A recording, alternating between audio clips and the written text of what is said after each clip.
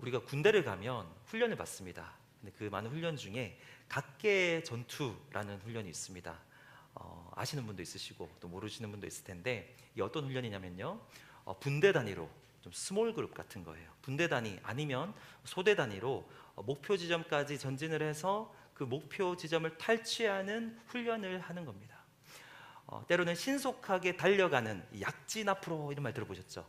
약진을 하기도 하고요. 또 적의 공격에 자신의 몸을 보호하기 위해서 은폐 또는 엄폐라고 하는 또 훈련을 받기도 하고요. 또 때로는 기어서 포복을 해야 되거든요. 기어서 전진하는 또 포복 훈련을 하기도 합니다. 아주 빡세게 훈련을 진행하는데 아직도 제 머리를 떠나지 않는 기억에 남는 구호가 있어요. 이런 겁니다. 훈련은 전투다, 각계 전투. 아시는 분 있으실 텐데 훈련은 전투다, 각계 전투. 이거를 끊임없이 외칩니다. 지금은 단순히 연습이 아니라 전투다, 그리고 각계 전투다, 이렇게 가르치는 것이죠. 오늘 설교를 준비하면서 이 말을 조금 바꾸고 싶었습니다. 인생은 전투다, 각계 전투. 인생은 전투다, 각계 전투. 우리 인생은 전투의 연속입니다. 그리고 각자가 싸워서 이겨내야 될 영역들이 다 있어요. 각계의 전투입니다. 오늘 본문도 전투의 상황이에요. 본문의 상황을 간단하게 설명하자면, 그 야곱의 자손들이 애굽에서 400년 동안이나 종살이를 했었죠. 하나님께서 그들의 고통을 보시고 또 그들의 신음소리를 들으시고 그의 종 모세를 통해서 애굽에서 나오게 하셨습니다. 이스라엘이라는 민족 공동체가 형성이 된 거고요. 이제 그들이 홍해를 건너고 광야에 나온 지 얼마 되지 않아서 오늘 본문의 사건이 발생했습니다. 첫 구절 8절 말씀입니다. 그때 아말렉이 와서 이스라엘과 르비딤에서 싸우니라. 아말렉이란 민족이 와서 싸움을 건 거예요. 이 아말렉이란 민족은 에서의 후손이에요. 아이러니하죠. 지금 이스라엘의 조상은 야곱이죠. 근데 아말렉의 조상은 에서인데 이 둘은 쌍둥이 관계였습니다. 이 에서의 손자 이름이 아말렉이었어요. 그래서 그 후손, 그 민족이 아말렉 민족이 된 것입니다. 이 아말렉 사람들은 낙타를 키웠는데 이 낙타를 활용한 빠른 이동, 그들은 사실 그 광야보다 굉장히 좀 먼 북쪽에 살았거든요. 근데 이스라엘이라는 민족이 출애굽을 했고 그들은 훈련받지 않았다는 정보를 듣고 아주 빠르게 그들을 침략하기 위해서 내려올 수가 있었습니다. 그 낙타가 있었기 때문에 공격도 빠르죠. 싸움에 능한 민족입니다. 그런데 이스라엘에게는 첫 전쟁이에요. 왜냐하면 그들은 애굽에서 400년 동안 벽돌을 나르던 그런 민족이거든요. 이 전쟁 훈련이라는 것을 받은 적이 없습니다.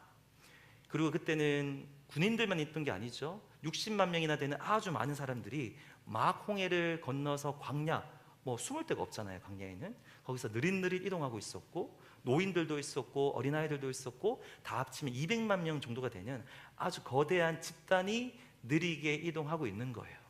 가축들도 많이 데리고 있었는데 그 가축들도 낙타같이 빠른 동물들이 없었고요. 다 느린 동물들이었습니다. 기본적으로 이동 속도가 느린데 이 상황에서 훈련된 군인들이 쳐들어오면 꼼짝없이 당할 수밖에 없는 상황입니다.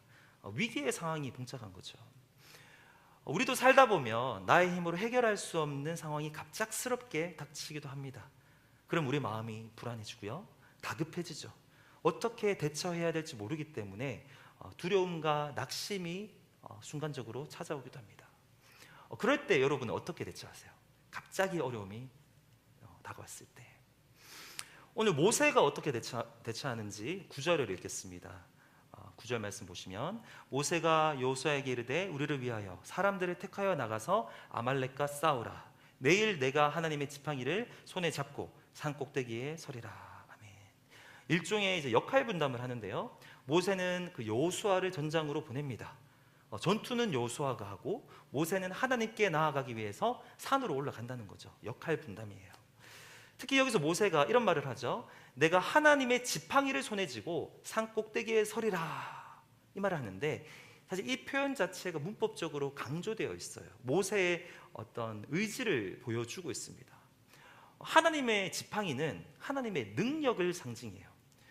모세를 통한 출애굽 과정에서 하나님은 그 지팡이를 통해서 수없이 하나님의 능력을 보여주셨습니다.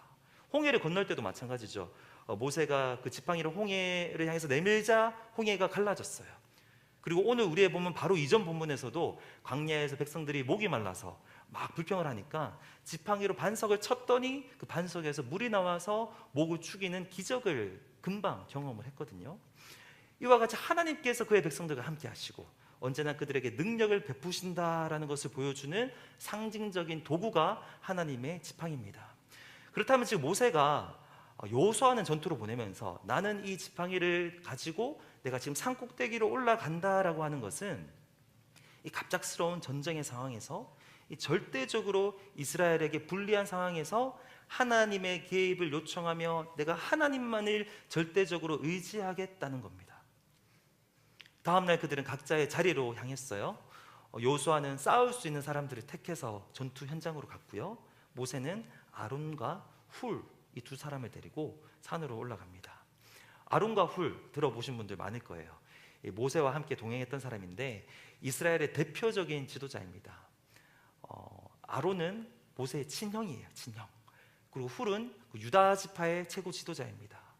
유대 전승에 따르면 모세의 누나가 있었죠. 미리암이라는 누나가 있었는데 이 미리암의 남편이 훌이었다라는 기록도 있어요.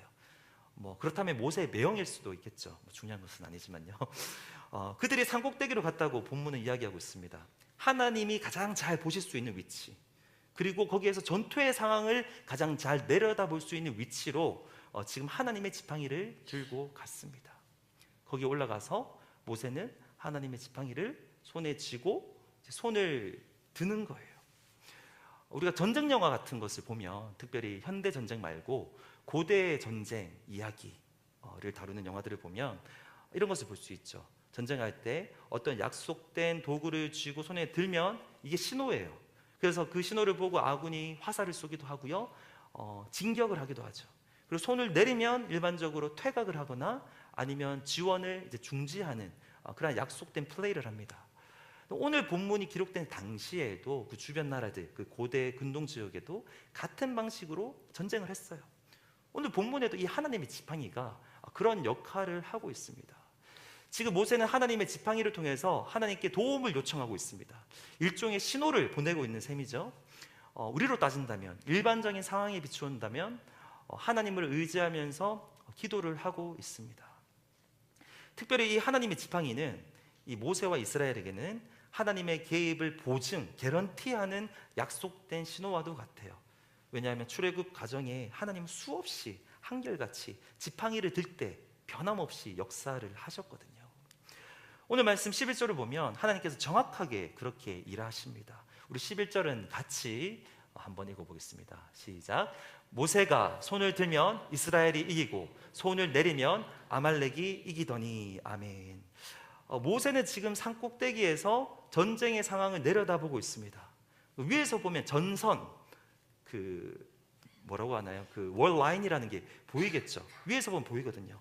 누가 이기고 있는지, 지금 어디까지 밀고 나가고 있는지 다 보여요. 그리고 하나님의 지팡이를 쥐고 손에 들었더니 이스라엘이 밀고 나가고 있고, 손을 내렸더니 이스라엘이 밀리고 있는 것을 모세는 다 보고 있는 거죠. 모세는 이것을 보면서 깨달았을 겁니다. 내가 전쟁은 처음이잖아요. 메커니즘이 있구나. 내가 계속해서 하나님의 지팡이를 들고 하나님께 신호를 보내면 내가 이기겠구나. 계속해서 기도해야 되겠구나. 이것을 깨달았을 거예요. 근데 이 장면을 보면서 우리가 기도할 때 그럼 내가 항상 팔 아파도 손을 무조건 들고 있어야 되나? 이렇게 생각하실 필요는 없습니다. 본문이 강조하고 있는 것은 우리의 마음이에요. 우리가 기도할 때 하나님을 전심으로 의지해야 된다는 것을 지금 상징적으로 보여주고 있어요. 특별히 본문은 전쟁의 상황이죠. 그래서 전쟁 신호를 주고받고 있는 상황을 묘사하면서 그래 오늘 본문에서 특별히 이 손을 드는 행위가 더 중요한 겁니다. 왜냐하면 신호를 보내는 행위이기 때문에 그렇습니다.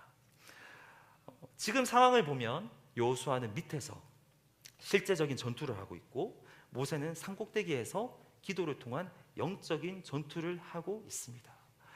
이 둘 중에 무엇이 더 중요할까요? 예를 들면 이런 거예요. 자녀의 학업을 위해서, 아니면 자녀가 커서 직장 생활을 다니는데 그 직장에서의 어떤 승진을 위해서, 아니면 자녀의 신앙을 위해서 뒤에서 열심히 기도하고 있는 어머니와 아버지가 있다고 할 때 자녀가 학교에서 열심히 공부하고 일터에서 열심히 치열하게 노력하는 것이 더 중요할까요? 아니면 뒤에서 부모님이 기도하는 것이 더 중요할까요? 거의 비슷한 상황이거든요. 실제적인 상황에서 노력하는 게 중요할까? 그것을 위해서 기도하면서 내가 마음으로 하나님을 의지하는 것이 중요할까? 뭐가 더 중요한 것 같으세요? 어떤 분은 속을 기도라고 하시는 것 같고 어떤 분은 고개를 절레절레 하시는데 답은 정해져 있습니다. 둘 다 중요하죠. 둘 다 중요하죠. 기도만 하고 공부 안 하는 학생들처럼 어리석은 사람은 없고 신앙인으로서 기도 안 하고 공부만 하는 학생치고 뭐 어리석은 사람 없잖아요. 둘 다 사실 중요하긴 한데 오늘 본문은 이 여호수아의 실제적인 전투보다 이 모세의 기도를 더 상세하게 묘사하고 있습니다.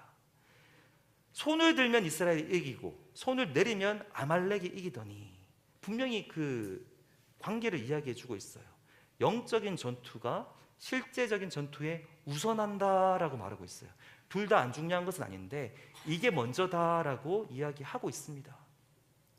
우리가 다 이해할 수는 없지만 하나님을 의지하는 것, 우리가 기도하는 것이 먼저라는 것이죠. 기도가 실제 상황에 영향을 끼치는 이 메커니즘이 분명히 있습니다. 이 기도의 능력이 있어요. 지금 밑에서 싸우고 있는 여호수아는 모를 수 있어요. 치열하게 싸우고 있는 사람들이기 때문에 그런 것들을 모르고 막 정신없이 싸우겠죠. 하지만 기도하는 사람은 그게 보여요. 모세는 지금 보고 있거든요. 우리도 마찬가지죠. 우리가 기도를 하면 그 기도의 능력이 나타나는 것을 보게 됩니다. 그리고 기도를 하다가 기도를 쉬면 뭔가 달라졌다는 것을 느끼게 됩니다. 그 관계, 그 메커니즘이 있습니다. 이게 어떤 메커니즘이냐면 우리가 하나님을 의지할 때, 하나님께 기도할 때 하나님께서 싸우신다는 거죠.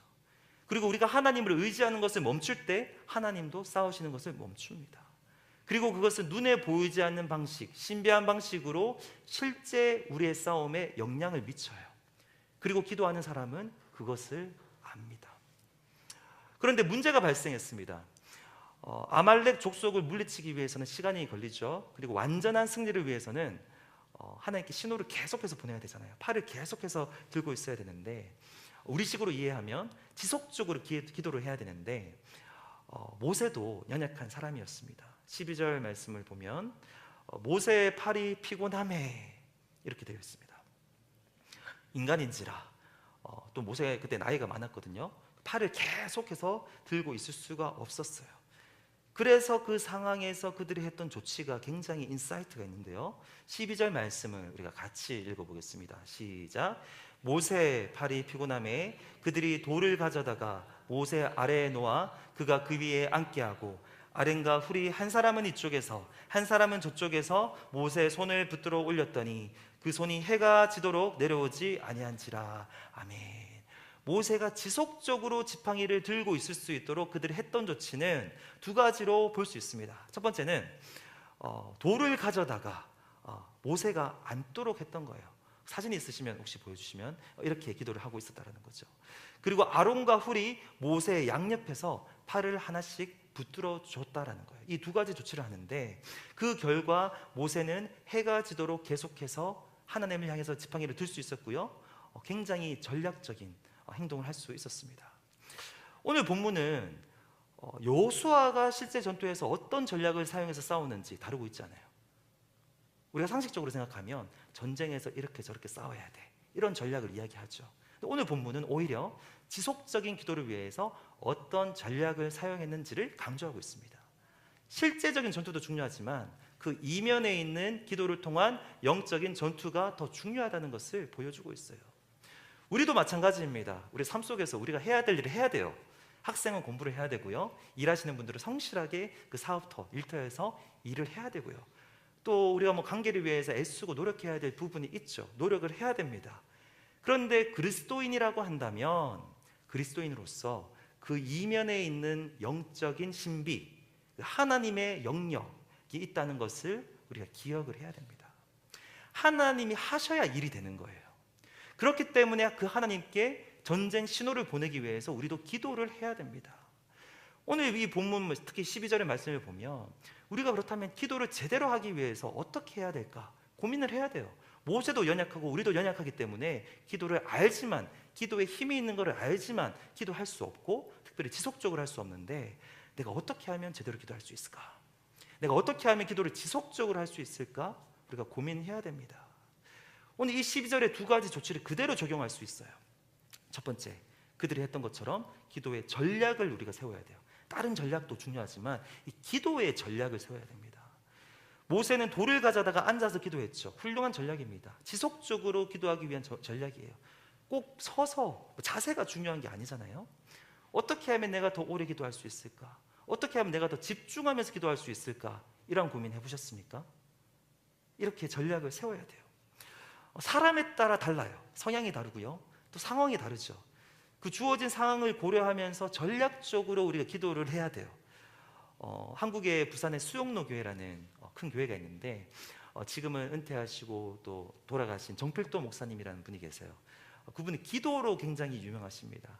기도를 많이 하시고 기도에 능력이 있다라는 평을 듣는 목사님인데, 그 교회를 방문하면 기도실부터 보여준다고 해요. 그 목사님의 전용 기도실이 있는 거죠. 근데 기도실에 들어가면 봉이 벽에 3개가 딴 이렇게 봉이 있다라고 해요. 그래서 이게 무엇입니까? 라고 묻는데, 이 목사님이 기도할 때 이 봉을 잡고 더 집중하면서 기도하기 위해서, 힘을 짜내면서 기도하기 위해서 봉을 설치를 한 거예요. 일부러. 굉장히 전략적이죠. 그 3개가 위치가 이런 거예요. 처음에는 무릎 꿇고 기도할 때 이렇게 잡는 위치가 있고요, 조금 더 높여서, 그러니까 알지, 제가 지금 해보면 좀 제가 이상해가지고 할 수는 없지만, 무릎을 꿇고 있지만 엉덩이를 든 상태에서 또 기도할 수 있잖아요. 피곤하면 또 그렇게 기도할 수 있는 위치에 또 봉이 있고, 또 그것도 피곤하면 일어서서 봉을 붙잡고 잠이 오더라도 참아가면서 기도할 수 있도록 또 가슴 높이에 봉, 이렇게 3개의 봉이 설치되어 있다라는 거예요. 굉장히 전략적으로 어떻게 하면, 무식하게 기도한 게 아니고요, 나의 연약함을 인정하면서 어떻게 하면 내가 더 잘 기도할 수 있을까, 더 오래 기도할 수 있을까, 더 집중하면서 기도할 수 있을까 고민하면서 실천했던 거죠. 어떤 분은 이렇게 이야기하세요. 나는 앉아서 기도하면 기도가 잘 안 되고, 사람마다 다른 거예요. 어떤 분은 교회에서 기도하면 기도가 잘 되고, 어떤 분은 집에서 골방에서 기도하면 기도가 잘 되고, 또 어떤 분들은 그렇게 앉아서 기도하면 나는 왜 그렇게 잠이 오는지, 나는 걸어 다니면서 기도를 하니까 기도가 잘 되더라. 그래서 어떤 분의 고백이, 난 앉아서 기도하면 맥시멈 타임이 30분인데 걸어 다니면서 기도했더니 정말 2시간은 너끈히 하더라. 그러면 그분은 2시간 걸어 다니면서 기도를 하셔야 되는 거예요. 그 상황에 맞게 기도하는 겁니다. 지금 제가 기도를 오래 해야 된다는 말씀을 드리는 것이 아니고요, 기도에도 전략이 필요하다라는 거죠. 하루 중에 가장 고요한 시간이 언제입니까? 가장 정신이 맑을 때, 가장 집중이 잘 되는 시간이 언제세요? 그때 기도하시기 바랍니다. 예를 들면 내가 앉아서 기도했더니 잠이 오면 일어서서 기도하시고, 일어서서 기도해도 잠이 오면 걸어 다니면서 기도하시고, 그렇게 시간을 활용할 수 있다는 거죠. 예배도 마찬가지예요. 우리가 예배를 소중히 여긴다면 이 예배를 위해서도 전략이 필요한데요, 에너지를 비축해야 됩니다. 예배 때 1시간 20분 정도, 그래도 노동이거든요. 이것도 노동입니다. 주님께 이 에너지를 쏟아내는 건데, 이거를 위해서 에너지를 비축해야 되고요, 이 시간에 내가 잠이 너무 온다면 주일마다 에너지 드링크를 마시는 것도 한 전략이에요. 저 같은 경우는 이렇게 주일에 이제 1, 2부 예배 설교한 지가 얼마 안 됐는데, 1부 예배 설교하고 또 밥 먹고 2부에 설교하면 방송에 나오고 있는데 가끔씩 잠이 올 때가 있습니다. 가끔씩 피곤할 때가 있어요. 그래서 피곤하다 그러는데, 또 마침 우리 강덕훈 목사님께서 그 에너지 드링크를 딱 주시는데, 그것을 점심 먹고 딱 마시고 했더니 잠이 안 오는 거예요. 그래서 그 다음부터는 그 매주일 루틴으로 주일 점심 먹고는 에너지 드링크를 마십니다. 그러니까 이제 쌩쌩한 거죠. 오늘도 예배를 준비하면서 앉아 있는데 제가 깜빡한 거예요. 에너지 드링크를 안 마신 거예요. 겁이 나는 거예요. 그래서 3분 놔두고 고민하다가 빨리 사무실 가서 에너지 드링크를 막 마시고 온 거죠. 왜냐하면 그래도 제가 이 시간 잠이 온다는 얘기는 절대 아니고요, 더 맑은 정신으로 이제 예배 드리기 위해서 어찌됐든 전략이 필요하다라는 겁니다. 앞자리에 앉았더니 더 집중이 잘 되고 은혜가 된다면 앞으로 오셔야 돼요. 근데 어떤 분들은 예배할 때 사람들이 나를 뒤에서 보는 느낌이 싫고, 사람이 없는 쪽에 앉아야 찬양할 때도 찬양이 잘 되고, 또 기도할 때도 다른 사람 안 쓰고 기도되더라 한다면, 그런 분들이 그런 곳에 앉으셔야 됩니다. 그렇다고 너무 뒤쪽으로 가지는 마시고 자기만의 성향에 맞게 전략적으로 예배하고 전략적으로 기도해야 된다는 거죠. 너무나도 중요하기 때문에. 두 번째로 적용할 수 있는 것은 기도의 동력자, 신앙의 동력자를 우리가 두어야 돼요. 이 아론과 훌이 옆에서 붙들어 주었기 때문에 모세가 지속적으로 기도할 수 있었습니다. 만약에 모세가 여호수아를 전장으로 보내고 내가 지도자로서 하나님께 내가 결판내러 간다라고 혼자 갔다면 어떻게 됐을까요? 그들은 졌겠죠. 혼자서 지팡이를 끝까지 들고 있을 수 없었습니다. 기도의 동력자, 신앙의 동력자. 제가 한국에서 신대원 다닐 때 룸메이트 중에 기도의 동력자라고 할 수 있는 친구가 있었습니다. 지금은 대전에서 이렇게 열심히 사역을 하고 있는데 그 친구는 기도의 사람이에요. 매일같이 기도실에 가서 저녁마다 1시간씩, 2시간씩, 때로는 3시간씩 기도를 하고 있는데 제가 옆에 좀 친하게 붙어 있다 보니까 잡혀 있는 거예요. 잡혀서 이제 따라가서 저도 이제 기도를 하다 보니까 그 덕에 가서 하루에 1시간씩 이렇게 기도를 하고 있는데 좋죠. 근데 가끔씩은 쉬고 싶을 때가 있거든요. 그래서 오늘은 좀 쉬고 싶다. 숙제도 있고 내가 할 것도 많고. 그런데 끝까지 옆에서 귀찮게 하는데 기도하기 싫은데 기도하자 그러면 진짜 귀찮아요. 그리고 그 소리가 진짜 듣기 싫고 가끔씩은 기분이 나빠요. 아니 자기가 얼마나 잘났다고, 자기는 얼마나 기도의 사람이라고, 나를 그렇게 기도하자라고, 나도 같은 전도사인데 이러면서 그럴 때가 있는데 아무래도 그런 동력자가 있으면 기도를 더 하게 됩니다.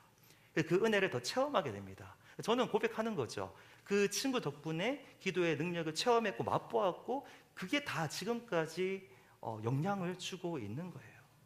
기도의 동력자를 두기를 축복합니다. 그리고 서로 끊임없이 기도하자고 권면을 하셔야 돼요. 이거는 기분이 나쁠 수는 있어도 괜찮은 잔소리고 거룩한 잔소리입니다.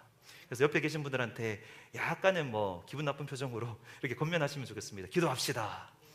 네, 같이 기도합시다. 이렇게 권면하시겠습니다. 같이 기도합시다. 그러면 우리가 조금 더 기도할 수 있고 함께 기도할 수 있고 지속적으로 기도할 수 있습니다. 아멘. 모세가 이렇게 더 편안한 자세로 전략적으로 기도했고요. 동력자들의 도움을 받아서 기도했더니 결국에 끝까지 기도할 수 있었고 여호수아가 전쟁에서 승리했습니다. 13절 말씀에 여호수아가 칼날로 아말렉과 그 백성을 쳐서 무찌르니라. 첫 전쟁에서 승리했습니다. 그 승리를 경험한 모세에게 하나님께서 말씀하세요. 이 승리를 기념해라. 처음인데 이게 너희의 능력이 아니라 나의 도움으로 이겼다는 것을 기념해라. 그래서 먼저는 책에 기록해서 기념하라라고 말씀을 하셨고요. 그리고 모세는 그곳에서 제단을 쌓아서 하나님을 예배함으로 하나님을 기념했어요. 그리고 그 장소의 이름을, 중요한 단어입니다, 여호와 니시라고 지으면서 그 승리를 기념했습니다. 여호와 니시, 이 말은 여호와는 나의 니스입니다. 나의 깃발입니다 라는 뜻이에요. 처음에 저는 이해가 잘 안 되더라고요. 갑자기 여호와는 나의 깃발? 근데 16절의 내용이 그 이름의 의미를 잘 설명하고 있어요. 16절을 제가 읽겠습니다. 이르되 여호와께서 맹세하시기를 여호와가 아말렉과 더불어 대대로 싸우리라 하셨다 하였더라. 근데 이 16절의 앞부분이 원문이 반영이 잘 안 됐어요. 사실 영어 성경은 다 좀 다르게 번역을 하고 있거든요. 저는 이게 더 원문에 더 가깝다고 보고 그 ESV 버전이 가장 번역을 잘한 것 같은데 이것을 한글로 제가 가져와 봤습니다. 그것을 우리가 한 번 더 이번에 같이 읽겠습니다. 시작. 이르되 여호와의 보좌를 향해 손을 들었더니 여호와가 아말렉과 더불어 대대로 싸우리라. 아멘. 이 원문에는 하나님의 보좌를 향해서 손을 들었더니 이 표현이 있어요. 그러니까 여호와 니시가 이해가 됩니다. 제가 아까 전에 고대 군동에서 깃발은 전쟁에서 아군에게 신호를 보내기 위해서 사용하던 도구라고 말씀을 드렸죠. 깃발을 올리면 진격, 깃발을 내리면 퇴각. 지금 모세는 이 첫 전투, 이 아말렉과의 전투에서 그것을 경험한 거예요. 이 지팡이가 내가 하나님께 도움을 요청하는 깃발이었구나. 내가 이것을 쥐고 손을 들면 하나님께서 도우셨고 그것을 내리면 반대 상황이 일어나는 것을 경험하면서 모세가 여호와 니시, 여호와는 나의 전쟁 신호입니다.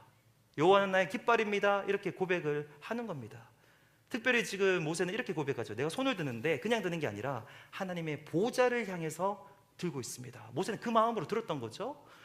그러면 보좌에서 그 모세의 신호를 보시고 저 하늘 보좌에서 하나님께서 전쟁 신호를 보시고 싸움에 개입하시고 싸우셨다는 거예요. 그리고 앞으로도 계속해서 그럴 것이라는 것이죠. 대대로 하나님이 우리를 위해서 싸우리라. 이것이 이 경험에서 우러나온 모세의 고백입니다. 도움을 요청하는 전쟁 신호를 보내면 언제나 응답하시고 우리를 위해서 싸우시는 하나님. 16절 마지막 부분에 하나님이 아말렉과 대대로 싸우리라 말씀하셨는데, 성경을 보면 정말로 대대로 이스라엘과 아말렉은 싸워요. 그리고 대대로 하나님이 항상 대신 싸워주십니다. 사실 그 싸움은 야곱과 에서의 싸움으로 거슬러 올라가죠. 뱃속에서부터 그들이 싸웠고 평생을 원수로 살았죠. 오늘 본문에서도 그 후손들인 이스라엘과 아말렉이 싸웠고요. 또 나중에 수백 년이 지나서 이 사울과 다윗이 이스라엘을 다스릴 때도 아말렉과 수없이 싸우는데, 그때마다 하나님께서 대신 싸우십니다. 역사하세요. 그리고 다윗 시대 이후에 보면 그 유대인들이 나중에 그 바벨론이라는 나라의 포로로 잡혀있던 시대가 있습니다. 그때 기록된 성경 중에 하나가 에스더라는 성경인데, 그때도 하나님의 백성과 이 아말렉과의 싸움이 이어지더라고요. 몰랐는데 오늘 이 본문을 통해서 저도 배웠습니다. 하만이라는 사람이 모든 유대인들을 진멸하려는 계획을 세우죠. 그리고 거의 실천 단계에 이르렀어요. 그리고 유대인들은 다 진멸되는 거고 거기서 예수님이 태어날 수가 없죠. 근데 이 하만을 묘사하는 표현을 보면 에스더 3장 1절 말씀에 이렇게 되어 있습니다. 그 후에 아하수에르 왕이 아각 사람 함므다다의 아들 하만의 지위를 높이 올려 함께 있는 모든 대신 위에 두니, 유대인 그 민족 전체를 말살하려고 했던 그 하만이라는 사람이 아각 사람이래요. 근데 이 아각은 아말렉 민족의 왕의 이름입니다. 왕의 명칭이에요. 다시 말해서 하만은 아말렉 민족의 왕족 출신의 사람입니다. 끝까지 이 사탄은 이 아말렉이라는 민족을 통해서 하나님의 백성을 대적했던 겁니다. 그런데 그때도 하나님은 개입하셔서 대신해서 싸우시고 유대인들을 구원하시고 하만을 죽이십니다. 하나님은 이 하나님의 백성을 위해서 대대로 싸우시는 하나님이세요. 본문에서 이스라엘과 아말렉의 전투가 대대로 벌어진다고 했던 것처럼 우리의 삶에도 끊임없는 전투가 있습니다. 삶의 전투죠. 삶의 전투. 살아가는 모든 과정이 다 전투죠. 쉬운 것은 하나도 없습니다. 반드시 누군가는 나를 공격해요. 반드시 나를 힘들게 하는 상황이 주기적으로 찾아오고요, 때로는 더 자주, 어떤 때는 한꺼번에 찾아오기도 합니다.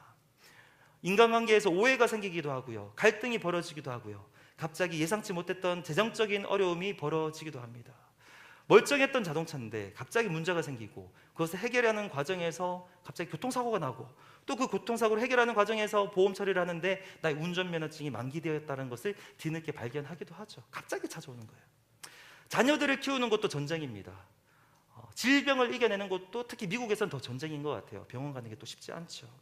나에게 주어진 많은 짐들, 내가 짊어지고 가야 될 많은 것들, 자녀가 될 수도 있고 가정이 될 수도 있고 다 다르겠지만 나에게 주어진 이 과제를 해결하는 것, 다 전투고 전쟁입니다. 그런데 신앙을 가진 신앙인들에게는 또 다른 차원의 전투가 있어요. 우리가 그것을 영적인 전투라고 부르는데 분명히 있습니다. 우리가 먼저는 죄와 싸워야 되죠. 성령의 능력으로 날마다 내 안에 있는 죄성과 싸워야 됩니다. 이 내면에서의 싸움이 있어요. 그리고 또 영적으로 우리를 넘어지게 하려고 애쓰는 존재가 있는데 마귀가 있습니다. 이 죄성이 그냥 본성, 그리고 우리 안에 있는 어떤 나쁜 성향이라고 한다면 이 사탄 마귀는 인격적인 존재예요. 그래서 베드로전서 5장 8절 말씀해 보시면 이런 말씀이 있습니다. 근신하라 깨어라 너희 대적 마귀가 우는 사자같이 두루 다니며 삼킬 차를 찾나니. 아멘.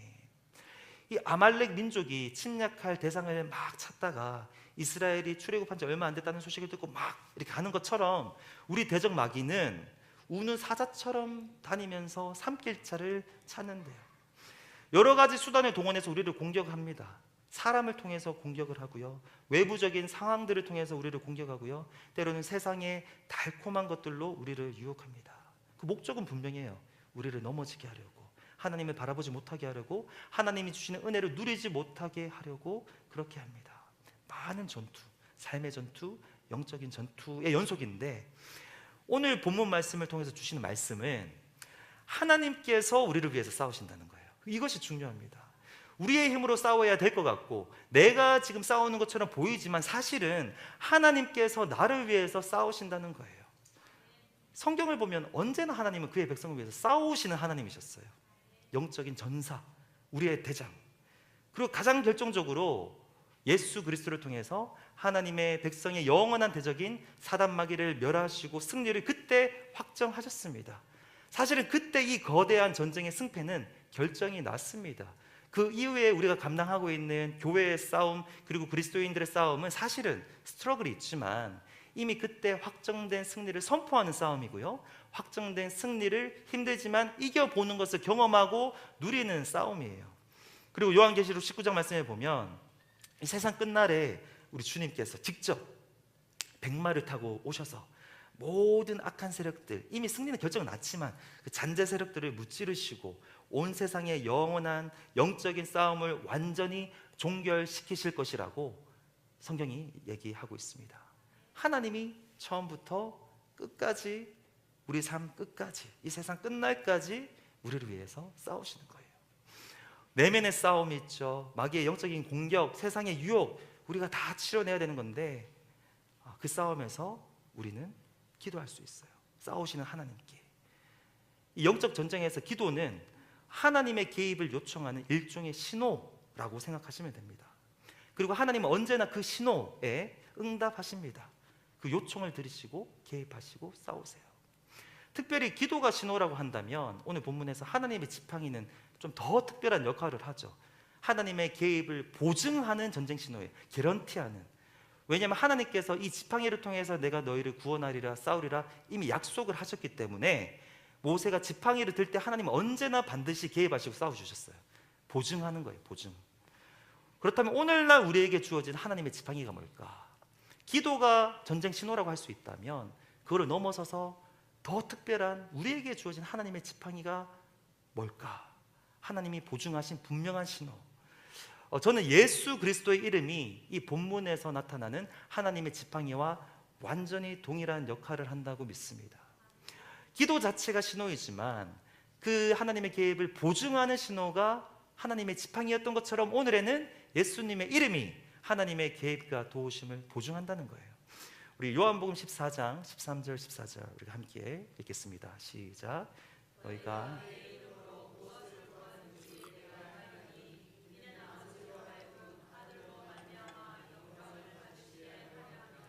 내 힘으로 무엇이든지 내게 구하면 내가 행하리라. 아멘. 반복하면서 강조하고 있습니다. 너희가 내 이름으로 무엇을 구하든지 내가 행할 것이다. 하나님이 영광 받으실 것이다. 요한복음 16장 23절 24절도 우리 함께 읽겠습니다. 시작. 그날에는 너희가 아무것도 내게 묻지 아니하리라. 내가 진실로 진실로 너희에게 이르노니 너희가 무엇이든지 아버지께 구하는 것을 내 이름으로 주시리라. 잠깐 여기서 멈추면요, 무엇이든지 아버지께 구하면 내 이름으로 주신다 그랬는데 이게 말이 좀 이해가 안 되죠. 다른 모든 번역에는 너희가 무엇이든지 내 이름으로 아버지께 구하면 주시리라 이렇게 돼 있어요. 기도할 때 내 이름으로 구해라. 그러면 아버지께서 주시리라. 조금 번역에 오차가 있습니다. 계속해서 읽겠습니다. 지금까지는 너희가 내 이름으로 아무것도 구하지 아니하였으나 구하라 그리하면 받으리니 너희 기쁨이 충만하리라. 아멘. 이전에는 그러지 않았지만 지금부터는 나의 이름으로 기도해라. 하나님께서 응답하실 것이고 이를 통해 하나님 아버지가 영광받고 너희의 기쁨이 충만할 것이다. 아멘.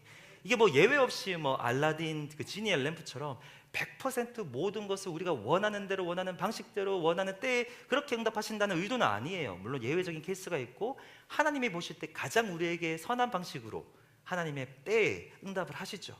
근데 분명히 약속하고 있는 거죠. 예수님의 이름으로 구하면 확실하게 돕고 확실하게 일하시겠다. 구약에 하나님의 지팡이라는 특별한 그 하나님의 개입을 보증하는 신호가 있었다면 신약에는 예수 그리스도라는 이름이 우리에게 있다라는 것입니다. 우리 교회 그 유스 출신의 그 남학생이 있습니다. 지금은 이제 대학생인데 어떤 나이지리아에서 선교하셨던 선교사님의 아들이에요. 예전에 그 사역을 할 때 같이 모여서 뭐 기도를 하면 그 친구만의 독특한 그 기도 습관이 있어요. 예수님의 이름으로 기도합니다. 아멘. 우리 이걸 끝에 붙이죠. 근데 그 친구는 기도를 시작할 때 예수님의 이름으로 기도합니다 하고 기도를 하는 거예요. 그리고 마지막에 그냥 아멘. 좀 이상해가지고 너 왜 그래? 그렇게 하니까 자기는 어려서부터 그렇게 했다라는 거예요. 그래서 그게 근데 뭐 그게 뭐 성경적으로 당장 뭐 문제가 그런 거 아니니까 넘어갔는데 처음엔 좀 이상하다라고 생각했는데 제가 그냥 그게 생각이 나서 곰곰이 이렇게 생각을 해보니까 너무 유익이 있고 장점이 있었습니다. 물론 제가 이 시간 이제부터 우리는 예수님의 이름으로 기도합시다 하고 기도를 하자라는 게 절대 아니고요, 어떠한 마음으로 기도를 하는지에 대해서 이야기를 하는데요, 우리가 예수님의 이름으로 기도합니다. 우리가 하나님이 이 예수님의 이름이라는 엄청난 능력을 주셨죠. 그 이름을 주셨는데, 근데 사실 우리가 기도하다 보면 이거를 그냥 기도를 마치는 형식으로 끝날 때가 너무나도 많아요. 저도 그렇고 여러분도 그렇고. 그런데 시작할 때 내가 예수님의 이름으로 기도합니다라는 것을 먼저 자기 자신에게 리마인드하면서 기도하니까 좋더라고요. 하나님, 제가 예수님의 이름으로 이 시간 기도합니다. 지금 나에게 이 문제가 있고 저 문제가 있고 너무 힘이 드는데 하나님 내 삶 가운데 개입하셔서 나를 대신해서 싸워주세요. 기도에 더 믿음이 생기고 그 기도에 더 파워가 생기고 하나님께서 이 예수님의 이름을 하나님이 원하셨던 방식대로 내가 사용하고 있다라는 그런 확신이 들었습니다. 물론 순서를 말하는 게 아니고요, 우리 마음에서 그 이름에 능력이 있어요. 그 하나님께서 직접 개입하셔서 싸우시겠다라는 보증이 그 이름에 있습니다. 그래서 우리는 그 주님의 이름으로 하나님께 나아가서 도움을 요청할 수 있고요, 그렇게 기도할 수 있습니다. 그 이름을 주장하면서 우리에게 주어진 영적인 많은 전투들을 감당하고 승리를 선포할 수 있습니다. 그러면 언제나 하나님은 변함없이 한결같이 우리의 싸움에 개입하셔서 우리를 위해서 싸우시는 거예요. 그래서 우리는 기도할 때 이제부터는 형식적으로 말고 실질적으로 예수님의 이름이 가지고 있는 그 능력을 가지고 확신 있게 기도하시기를 축복합니다. 하나님, 내가 예수님의 이름으로 기도합니다. 이 싸움 가운데 개입하여 주시옵소서. 내 내면 가운데 있는 그 문제 가운데 찾아오셔서 싸워 주시옵소서. 나를 둘러싼 상황들이 나를 너무나도 힘들게 하는데 하나님, 내가 예수님의 이름으로 기도합니다. 하나님의 지팡이를 드는 거예요. 하나님, 이 싸움 가운데 개입하셔서 일하여 주시옵소서라고 기도할 수 있습니다. 재정적인 문제든 관계적인 문제든 신앙적인 문제든 교회의 문제든 우리는 이 이름을 사용해서 하나님께 도움을 요청할 수 있습니다. 우리의 인생은 전투의 연속이에요. 오늘 본문에서 모세가 산꼭대기에서 하나님의 보좌를 바라보면서 일종의 중보기도를 하고 있었죠. 그래서 이겼지 않습니까? 그런데 우리의 구주 되시는 예수님이 지금도, 모세는 멀리서 그 보좌를 바라보면서 기도했는데 우리 구주 되시는 예수님은 지금도 그 보좌 바로 옆에서 우리를 위해서 중보기도하고 계십니다. 더 확실한 중보기도죠. 그렇기 때문에 우리의 영적인 전투는 승리할 수밖에 없는 거예요. 어떤 도전이 올 때, 어떤 인생의 위기가 왔을 때, 영적인 공격이 왔을 때 우리는 그것을 딱 캐치하고 모드 전환을 하시기 바라요. 이제 평시 모드가 아니라 전쟁이 났구나, 전시 모드로, 그리고 바로 하나님께 신호를 보내는 겁니다. 기도하자는 거죠. 그리고 예수님의 이름으로 확신 있게 강력하게 기도하시면 하나님께서 반드시 개입하시고 싸우시고 승리를 주십니다. 지속적으로 그렇게 기도하기 위해서 전략을 세우시고요, 그리고 동력자들을 꼭 찾고 구하시기 바랍니다. 그러면 하나님께서 대대로 내가 이스라엘을 위해서 아말렉과 대대로 싸우리라 약속하셨던 것처럼 인생은 전투의 연속인데 우리의 일평생 우리를 위해서 하나님께서 싸우실 것입니다. 그 은혜를 다 누리는, 하나님의 지팡이를 다 사용하시는, 전략적으로 기도하시고 동력자와 함께 기도하시는 저와 여러분이 되기를 주님의 이름으로 축복합니다. 기도하겠습니다. 하나님 아버지, 감사합니다. 오늘 이 말씀을 통해서 하나님의 음성을 듣습니다. 삶의 위기가 왔을 때, 우리의 힘으로 감당할 수 없는 사건이 발생했을 때 우리를 위해서 싸우시는 하나님을 의지하며 하나님께 신호를 보내게 하여 주시옵소서. 모세에게 하나님의 지팡이를 주셨던 것처럼 우리에게 예수 그리스도의 이름을 주셨으니 그 예수 그리스도의 이름의 능력을 믿고 하나님께 의지하며 기도하는 우리가 되게 하셔서 그럴 때마다 언제나 우리의 삶 가운데 개입하셔서 우리를 위해 싸우시고 승리를 주시는 그 하나님을 경험케 하여 주시옵소서. 감사합니다. 예수님의 이름으로 기도합니다. 아멘. 이 시간 찬양하겠습니다. 오늘 말씀을 생각하시면서 박수 치면서 찬양할 텐데요, 찬송가 352장 십자가 군병들아 함께 찬양하시겠습니다. 우리 박수 치면서 힘차게 찬양하겠습니다. 십자가 군병들아 주 위에 일어나 기 들고 앞서 나가 담대히 싸우라. 주께서 승전하고 영광이 얻도록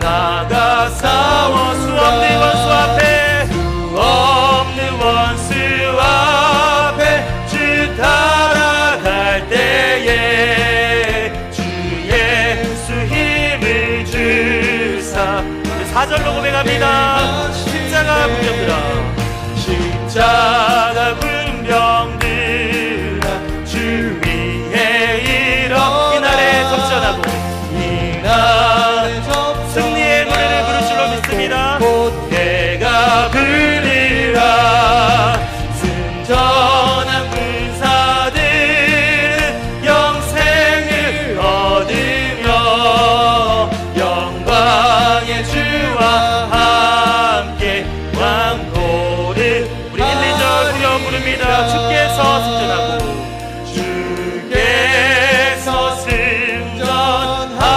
승전하고 영광을 얻도록 그분 내 거느리사. 2절 후렴 한 번 더 고백합니다. 수없는 원수 앞에 우리의 대장 되신 주님을 바라보며 따라갑니다. 주 따라갈 때에